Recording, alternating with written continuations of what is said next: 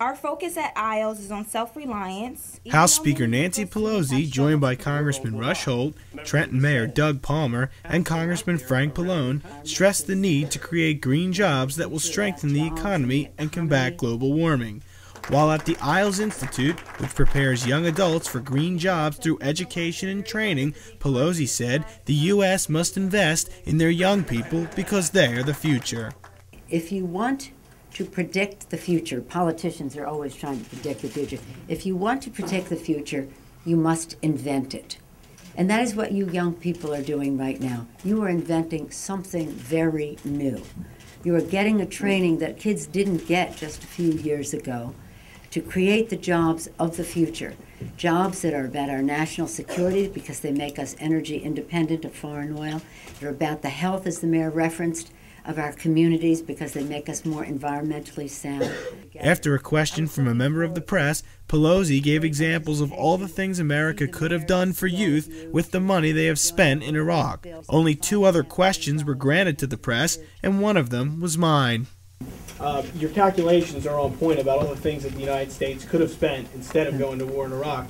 But how come the U.S. Congress, under the leadership of the Democrats, hasn't exercised the power of the purse and pulled the funding and said, you know what, we're not going to continue in this war?